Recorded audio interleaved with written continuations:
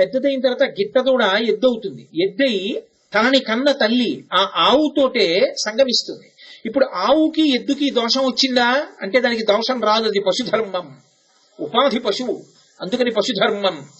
ఒక పెద్ద పులి నిండు చూలాలుగా ఉండి ఇంకా కాసేపట్లో ప్రసవిస్తుందన్న జింకని తరిమి తరిమి చంపేస్తుంది. పులికి దోషం వచ్చిందా? రాలేదు, అది పశుధర్మం. వాటికి కర్తృత్వం లేదు, శాస్త్రంతో సంబంధం లేదు.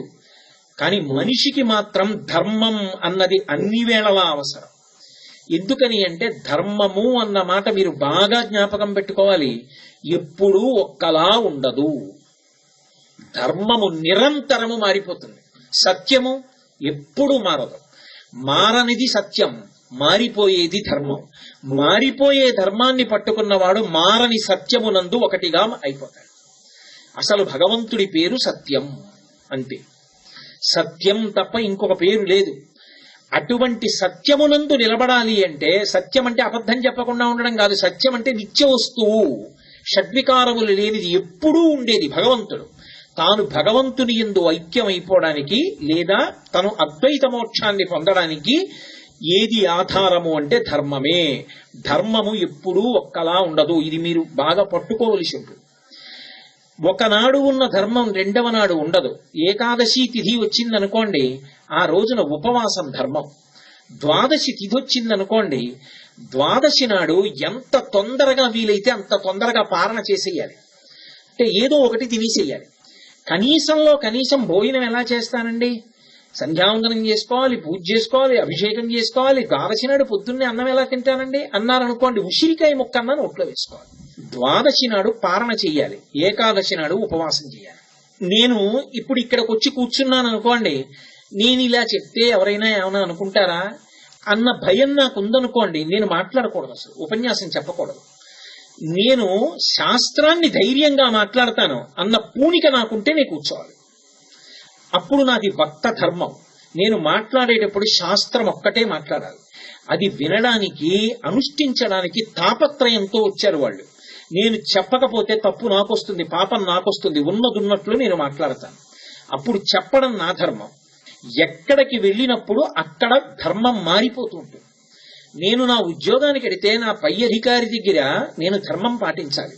అదే నేను సభలో ఉన్నాననుకోండి, ఎంత పెద్ద అధికారం అనివ్వండి, నేను చెప్పవలసిన విషయాన్ని చెప్పేస్తాను. అంతే తప్ప ఇది నేను చెప్తే ఒకవేళ ఆయనకి ఏమైనా అన్వయం అవుతుందేమో అని నేనేం అనుమానపడ్డం కానీ చెప్పకుండా మానేయడం కానీ నేను చేయను. అక్కడ నాది ధర్మం, అక్కడ అది ధర్మం. నేను నా తండ్రి ముందు నిలబడితే చేతులు కట్టుకుని నిలబడాలి. ధర్మం అంటే ఏమిటో రాముడు మాట్లాడతాడు రామాయణం.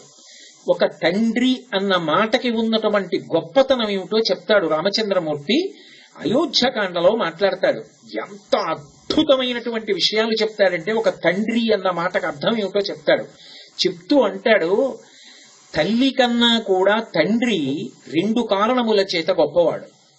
ఏ 2 కారణముల చేత అంటే, ఉంగరం పెట్టేటటువంటి డబ్బా ఉంటుంది, చూడ్డానికి చాలా అందంగా ఉంటుంది, బంగారం కొట్లో ఇస్తూ ఉంటారు. ఇప్పుడు ఆ డబ్బా మూత తెరిచి నేను అక్కడ పెట్టాను అనుకోండి, దాన్ని ఎవ్వరు ఎత్తుకుపోరు. దానికి గౌరవం ఎందుకు వచ్చింది అంటే, ఉంగరం అందులో పెట్టాను అనుకోండి, డబ్బాకి గౌరవం ఉంగరం ఉండడం వల్ల వచ్చింది. ఇవాళ ఈ శరీరం ఉన్నది అంటే, ఈ శరీరము ఏర్పడడానికి కావలసినటువంటి ఆవాసము తల్లి గర్భం. తల్లి గర్భంలో ఈ శరీరము ఏర్పడడానికి కావలసిన బీజాన్ని నిక్షేపించిన వాడు, పెట్టెలో ఉంగరాన్ని పెట్టినవాడు నా తండ్రి. అందుకే తల్లి కన్నా తండ్రి ఆ విషయంలో గొప్పవాడు. నాకు జన్మనిచ్చి ఆయన గొప్పవాడు. అటువంటి తండ్రి ఉన్నాడే, ఆయన నిత్యస్మరణీయుడు. అందుకే లోకంలో 3 పుట్టినరోజులు చేసుకోమని చెప్పింది వేదం. 3 పుట్టినరోజులు ఏవి చేసుకోవాలి అంటే, జన్మకృతయే అంది. తను పుట్టినరోజు చేసుకోవాలి. పెళ్లి రోజు వైదికం కాదు, తను పుట్టినరోజు చేసుకోవడం వైదికం. తన తండ్రి పుట్టినరోజున సభ చెయ్యాలి, తండ్రి పేరు మీద సభ చేసి తీరాలి. తండ్రి గారి శరీరం విడిచిపెట్టిన రోజున తండ్రిని స్మరించి చెయ్యాలి. 3వది, దేవతా స్వరూపముల యొక్క పుట్టినరోజున చెయ్యాలి. హనుమ జయంతి, శంకర జయంతి, కృష్ణాష్టమి, శ్రీరామనవమి, ఇవి భగవంతుని అవతారాలు వచ్చినటువంటి రోజులు కాబట్టి ఆ రోజులు చెయ్యాలి. ఇందులో చమత్కారం ఏమిటో తెలుసా? తండ్రికి పుట్టినరోజు ఒకటి ఉంటుంది, తండ్రి గారి పుట్టినరోజుని చెయ్యాలి తప్పకుండా. తల్లికి పుట్టినరోజు ఏది? అదేమిటండి, నాన్నగారికి పుట్టినరోజు తెలిసినప్పుడు అమ్మకి పుట్టినరోజు తెలీదా అంటారేమో. అసలు అమ్మ పుట్టినరోజు ఏదో తెలుసా? ఎంతమంది బిడ్డల్ని ఆవిడ కందో అంతమంది పుట్టినరోజులు అమ్మ పుట్టినరోజులు. ఎందుకనో తెలుసా? శాస్త్రం అలా ఎందుకు చెప్పిందో తెలుసా? ఆ పిల్లవాడు పుట్టినప్పుడు ఆమె బ్రతికుంటుందని నమ్మకం ఏం లేదు. ప్రసవ వేదనలో ఆమె వెళ్ళిపోవచ్చు, అది జనన మరణ సమస్య. ఆ పిల్లవాడు పుట్టినప్పుడు ఆమె కూడా పుట్టింది, మళ్ళీ బతికింది కాబట్టి ద్విజ, రెండో మాట బతికింది. పుట్టి మరణ సదృశమైన వేదనలోకి వెళ్ళి మళ్లీ బతికింది కాబట్టి ఎంతమంది పిల్లలు ఉన్నారో అన్ని పుట్టినరోజులు ఆవిడికి. నీ పుట్టినరోజు చేసుకున్నప్పుడు దాంతో అమ్మకు కూడా పుట్టినరోజు కలిపి చెయ్యి. ఇవాళ నా పుట్టినరోజు అమ్మా అన్నవాడు కృతజ్ఞుడు, అమ్మా ఇవాళ మన పుట్టినరోజు అన్నవాడు కృతజ్ఞుడు.